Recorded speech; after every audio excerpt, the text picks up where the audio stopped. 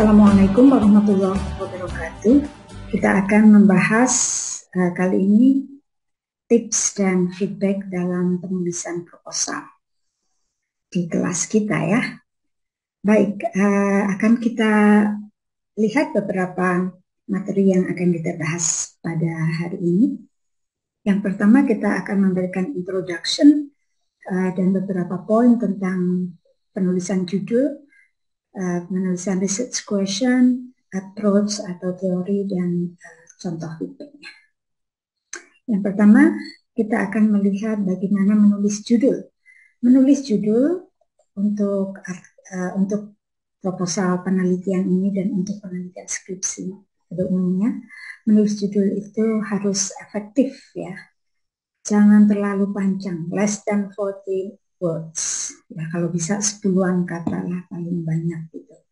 Jadi do not be too long. Jangan menggunakan kata-kata yang nggak perlu. Nggak usah gaya-gaya pakai kata-kata yang banyak dan panjang lebar. Yang penting dalam judul itu harus ada dua unsur, yaitu objek formal dan objek material. Masih ingat ya, objek formal itu teori atau pendekatan yang dipakai, sedangkan objek material adalah objek yang kita teliti. Novel, film, atau short stories, atau objek yang kita teliti. Jadi kalau menulis objeknya itu adalah film, jangan menulis movie script. No, movie script itu adalah bagian dari movie. Yang kita bahas objeknya adalah movie ya, bukan movie script. Baik, begitu tentang menulis judul. Kemudian yang berikutnya adalah cara menulis research question. Menulis research question paling tidak ada beberapa hal ya yang harus kita perhatikan. Yang pertama, pertanyaan penelitian itu satu pertanyaan itu mengandung satu topik saja ya, single topic in each of the question. Kemudian yang kedua, setiap pertanyaan itu mengandung konsep yang spesifik, jadi jelas gitu. Jadi jangan menulis dalam satu pertanyaan lebih dari satu hal. Maksudnya lebih dari satu hal itu misalnya bagaimana psychological development of the main character dan dampaknya dalam perkembangan plot misalnya. Itu berarti dua hal. Gitu ya. Jadi research question itu setiap poin atau setiap nomor itu satu single topic. Spesifik konsep. Dan yang ketiga, menulis research question itu arguable. Arguable itu maksudnya adalah argumennya jelas mengapa Anda membuat pertanyaan tersebut. Dan yang keempat, research question itu harus relevan. Relevan itu berkaitan dengan topik atau judul yang Anda tulis gitu ya. Jadi jangan menulis hal yang di luar topik yang Anda teliti. Topik yang Anda teliti bisa dilihat pada judul atau title of your research. Oke? Kemudian tentang approach atau teori. Fungsi dari teori dalam sebuah riset adalah membantu Anda untuk menjawab pertanyaan yang Anda kemukakan dalam research question. Nah, teori yang dipakai itu harus relevan dengan penelitian Anda. Kalau novel yang Anda teliti misalnya tidak ada hubungannya dengan ekologi, maka jangan menggunakan ekokritisisme di dalam menganalisis novel tersebut. Gitu. Itu terlalu memaksa. Yang ketiga, teori atau pendekatan yang Anda pakai itu harus dijelaskan secara detail sehingga Anda harus meyakinkan banyak orang atau pembaca Anda bahwa Anda paham teori yang Anda pakai. Ini contoh nih, contoh. Ada judul begini, Plastic Ocean Unveiled, an Eco-Critical Exploration of Marine Pollution and Ecological Representation in a Plastic Ocean. Judul ini bagus tapi terlalu panjang ya, terlalu panjang. Coba Anda lihat 1, 2, 3, 4, 5, 6, 7, 8, 9, 10, 11, 12, 13, 14, 15, 16 kata. Jadi ada kata yang tidak perlu. Plastic Ocean. Judulnya Plastic Ocean. Jadi ada kata yang diulang. Kemudian ada eco-critical exploration, di sini ada ecological representation. Jadi ada kata-kata yang diulang itu salah satu hal yang disebut tidak efektif, gitu ya, mengulang kata-kata yang sama, apalagi di dalam judul. Jadi saran saya judul ini dibuat lebih jelas, lebih singkat. Gitu. Kemudian lihat riset questionnya, bagaimana tema ekologi yang diangkat dalam film dokumenter Plastic Ocean menggunakan pendekatan eco-criticism. Jadi kalau Anda membuat pertanyaan, riset question itu bukan menanyakan bagaimana tema ekologi gitu ya, tapi yang harus Anda kemukakan di sini adalah persoalan apa sih gitu yang dimunculkan di dalam film ini. Gitu. Jadi bukan temanya, tapi ada persoalan apa gitu ya. Jadi misalnya bagaimana persoalan polusi plastik, gitu ya. Bagaimana polusi plastik direpresentasikan atau dimunculkan, direpresentasikan di dalam film. Jangan menggunakan istilah yang tidak berbobot seperti kata diangkat gitu ya, diangkat kemana gitu ya. Jadi pakai istilah yang lebih akademis. Yang kedua, apa saja dampak negatif dari permasalahan sampah plastik terhadap lingkungan laut yang terungkap dalam film? Dampak negatif dari permasalahan sampah plastik. Oke, jadi dampak di sini ya dampak pasti karena ini polusi berarti pasti negatif ya. Jadi Anda cukup mengatakan bagaimana atau apa dampak dari polusi plastik di lingkungan laut. Kemudian bagaimana karakter yang muncul dalam film Plastic Ocean merepresentasikan peran manusia. Saya kira bagaimana karakter yang muncul. Karakternya ini kan banyak mungkin ya. Saya kira harus dipertimbangkan pertanyaan nomor 3 ini.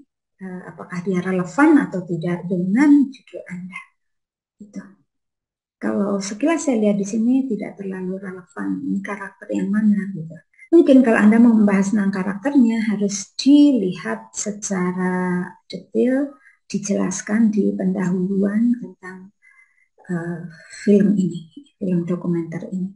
Apakah dia menyorot, meng-highlight karakter-karakter tertentu dan what is the importance or the roles of the characters gitu ya, in that film. Oke, semoga bisa dipahami ya. Contoh yang berikutnya, post-colonialism and United States politics in the film Live Free or Die Hard by Len Wiseman. Post-colonialism and United States politics.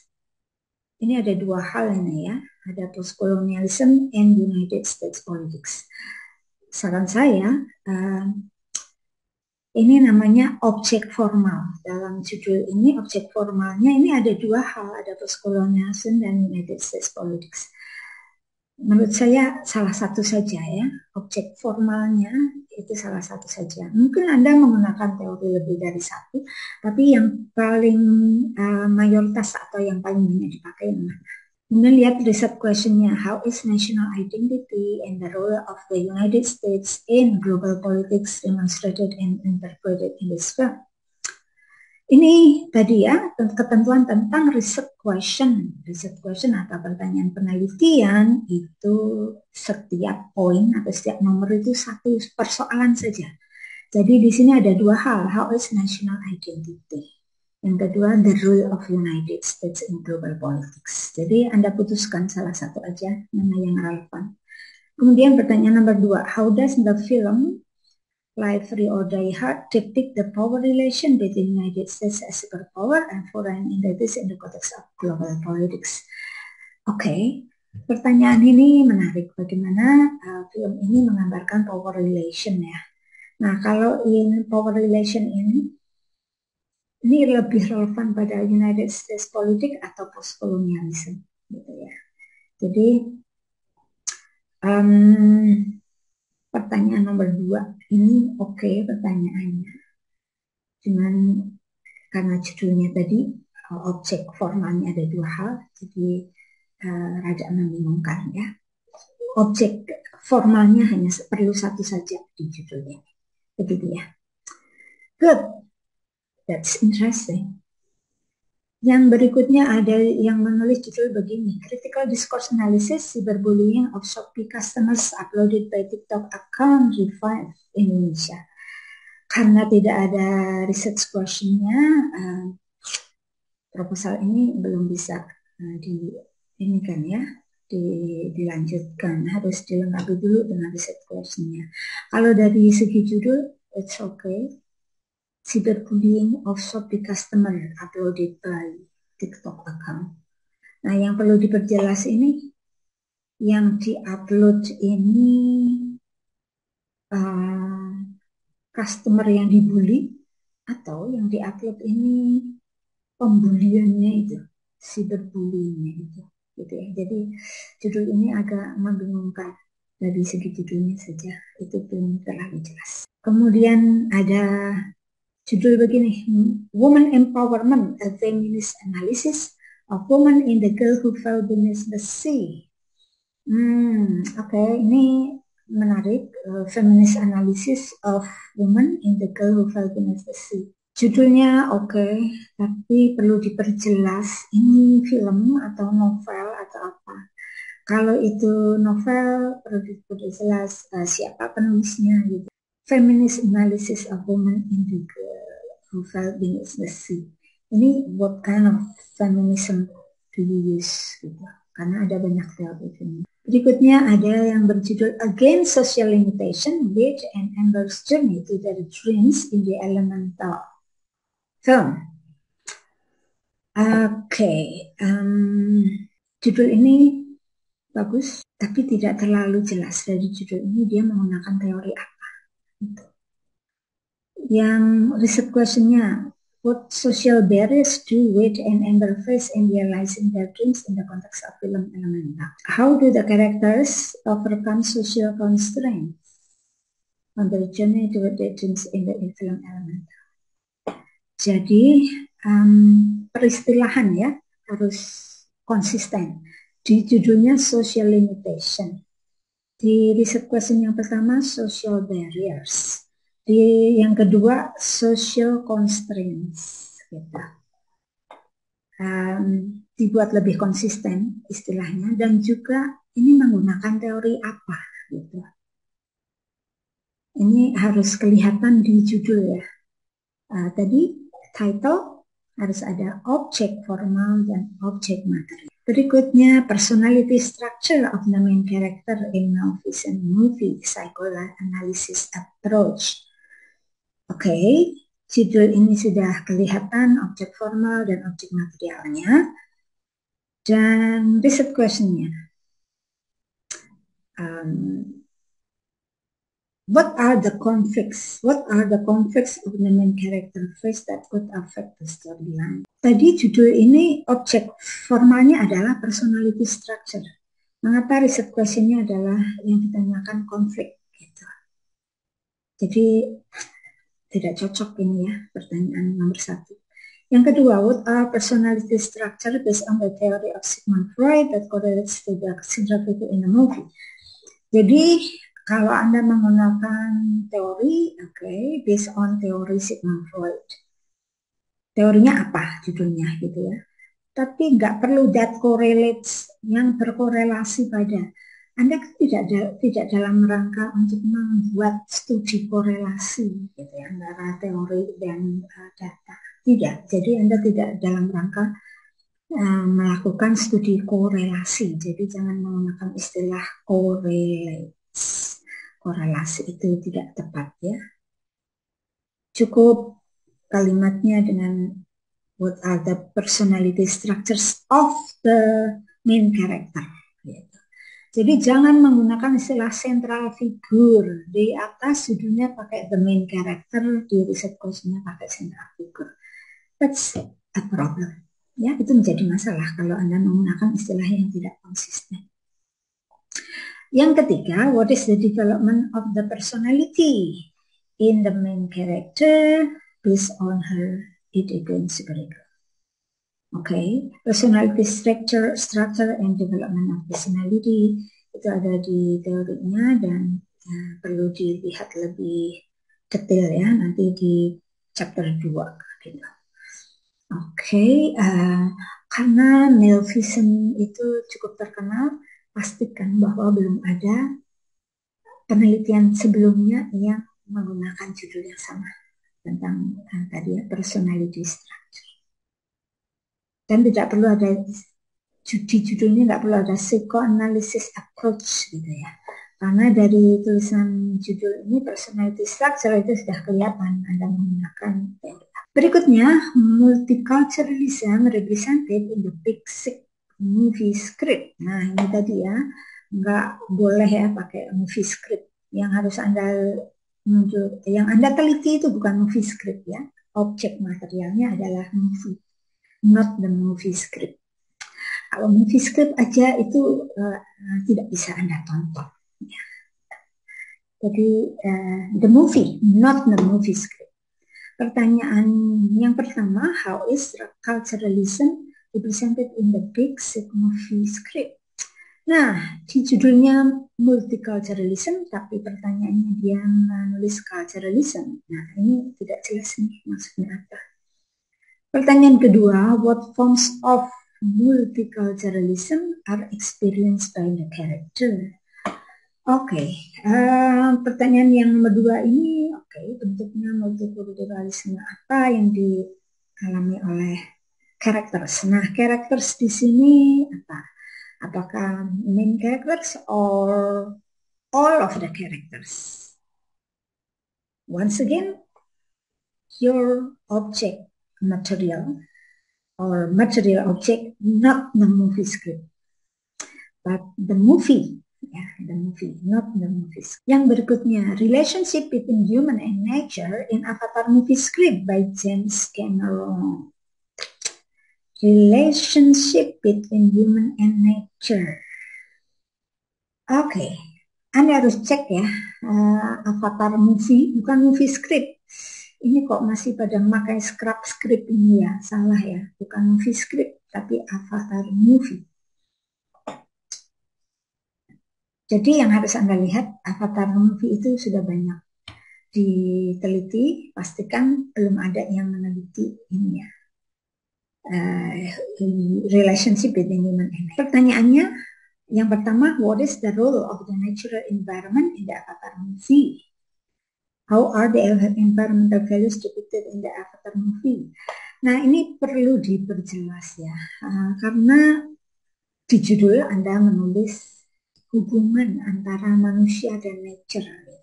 Mestinya pertanyaannya bukan what is the role of natural environment gitu. Tapi bagaimana hubungan manusia dan alam. Ya kan, ini kan tidak kompak nih antara riset question dengan topik atau dengan judulnya. Judulnya hubungan antara manusia dan alam, tapi ini yang ditanyakan cuma alamnya aja. Ya, jadi seperti itu di revisinya. Berikutnya, Psychoanalytic Analysis of the School for Good and Evil by Suman Chanai, Character Analysis and Internal Conflicts. Nah, nggak perlu pakai kayak titik 2, Character Analysis and Internal Conflicts, kayak ini nggak perlu. Ini bisa disingkat deh. Ini ada Psychoanalytic Analysis, ini nggak perlu juga. Jadi, perhatikan. Yang nggak boleh ada di dalam judul adalah kata-kata yang nggak perlu, kata-kata yang tidak efektif. Contoh kata yang nggak efektif itu adalah kata analisis. Gitu. Psychoanalytic analysis itu nggak perlu. Jadi apa sih yang teori yang Anda pakai misalnya? The conflicts, internal conflicts gitu ya, misalnya internal conflicts of the characters in the school for good and evil, misalnya gitu. Jadi lebih efektif, lebih singkat, gitu ya. Pertanyaannya, how can the concept of psychoanalysis applied? How can? Bagaimana bisa? Ya bisa aja. Ini pertanyaan ya, research question kok pakai how can? Nggak boleh how can. Ya can lah, gitu. Jadi pertanyaan kok bagaimana bisa gitu. Ya, itu bukan pertanyaan ya. Jadi pertanyaannya itu harus pertanyaan yang eksploratif gitu ya. Yang kedua, jadi pertanyaan yang pertama tadi harus direvisi. Yang kedua, how are the internal conflict and character development of Sophie and Agatha? Nah, ini baru disebutkan di sini Sophie and Agatha. Sophie and Agatha itu siapa? Kalau yang Anda masukkan main characters itu Sophie and Agatha, ya harus sejak awal disebut ya. Yang nomor satu menyebut the main characters, yang nomor dua menyebut Sophie and Agatha. Kita kan nggak tahu siapa Sophie and Agatha kok tiba-tiba muncul di nomor. Oke, jadi kalau kata kunci yang pertama atau yang objek formalnya itu tadi Anda mau membahas internal konflik, ya kata kunci itu yang harus muncul di dalam research question atau pertanyaan panelis. Kalau Anda menggunakan psychoanalytic analysis, psychoanalytic framework, harus diperjelas itu teorinya siapa yang Anda pakai. Jadi jangan cuma menyebut psychoanalytic framework, konsep psychoanalysis. Konsep yang mana? Teori yang mana? Nah, pertanyaan yang nomor 3 ini, sekali lagi, nggak ada ya research question kok pakai how can, gitu. Tadi ya ketentuannya tentang research question tadi, di depan tadi saya sudah menyampaikan satu pertanyaan, satu nomor. Ya. Satu nomor itu satu poin pertanyaan. Nggak boleh ada banyak. Yang berikutnya ada the object of this research that will be analyzed are plots. Nah, ini ada yang mengumpulkan tulisan tapi tidak jelas judulnya apa, tidak jelas research questionnya apa. Ya, yang seperti ini nih, yang berarti belum siap nih ya belum siap untuk membuat research proposal. Oke, semoga Anda tahu ya siapa ini. Saya tidak sebutkan namanya di sini supaya Anda tidak malu. Oke, berikutnya ada yang berjudul seperti ini. Black Woman and White Woman, Comparison of Racial Experiences in a Novel, The Vanishing Half Using an Intersectional Feminism Approach. Nah, ini menarik ya. Intersectional Feminism Approach itu yang seperti apa? Gitu. Dan mengapa yang diteliti itu Black Woman and White Woman? Gitu. Karena biasanya racial experience itu biasanya dialami oleh Black woman gitu. Nah, kenapa ini Anda mau melihat racial experience-nya Black woman and white woman? Nah, ini harus diperjelas. Tadi yang disebut arguable, itu argumennya harus jelas. Kok yang diteliti mau Black woman dan white woman?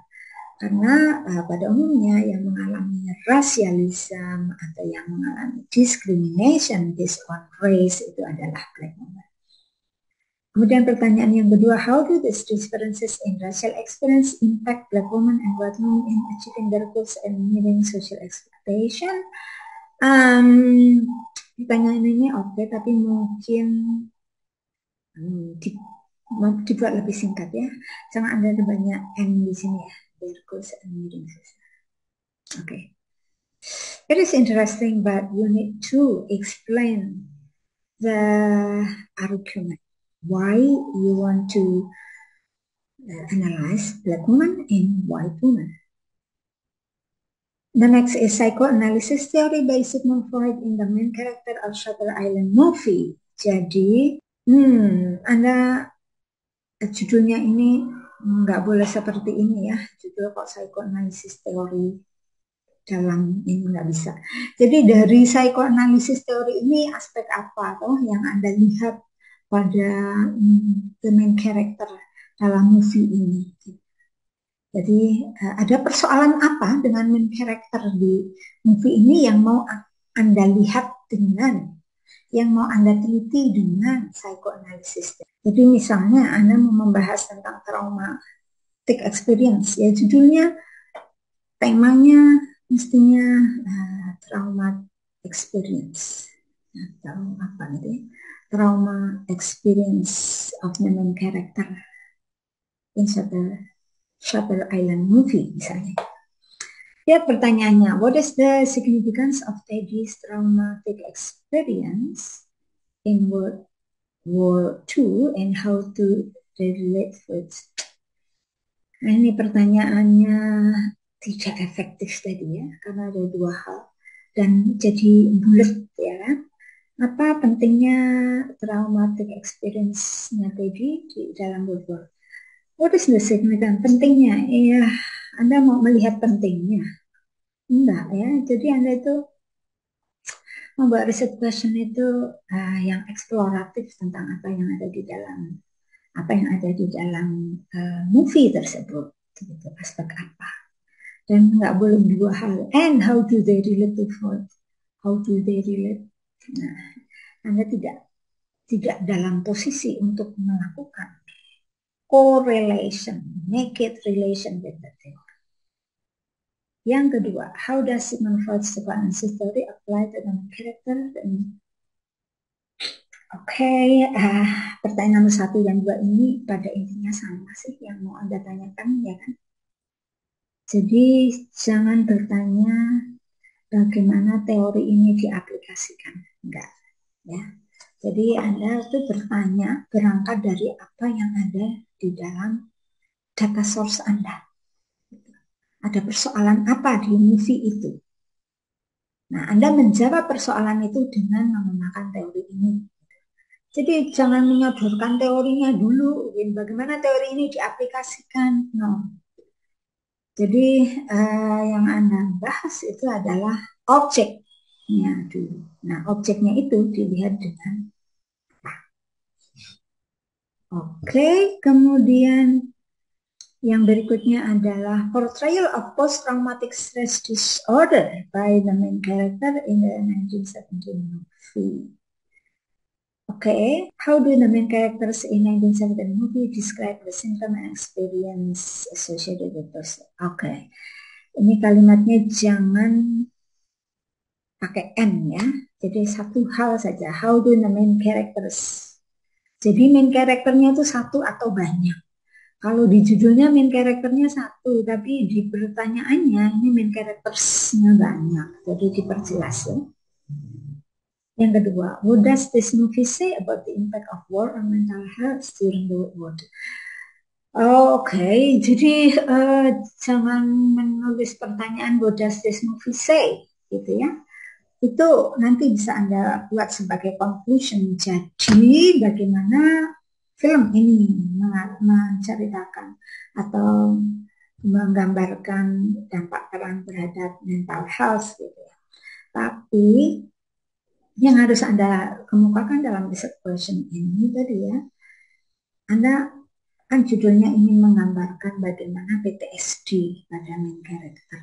Jadi Anda harus menulis riset question yang kata kuncinya adalah PTSD. Oke? Good. Yang berikutnya, gender oppression in Gather the Daughters by Jenny Yang, feminist analysis. Jadi nggak usah pakai feminist analysis gitu ya.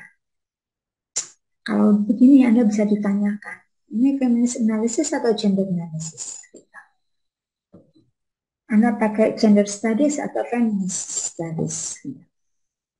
Research questionnya, what forms of oppression experienced by the characters in novel, blah blah blah. Okay. How do the characters struggle against oppression in novel? Oke, di judul ini Anda menulis gender oppression. Tapi di pertanyaan ini Anda tidak menggunakan gender oppression, gitu. Anda menggunakan oppression saja. Nah, ini harus dicek lagi ya. Yang Anda maksudkan di sini gender oppression atau oppression. Saya kira cukup demikian dulu. Semoga bisa dipahami dan Anda bisa membuat revisi, terutama di ide pokoknya di riset question dan bagaimana Anda menulis judul. Terima kasih, semoga bermanfaat. Assalamualaikum warahmatullahi wabarakatuh.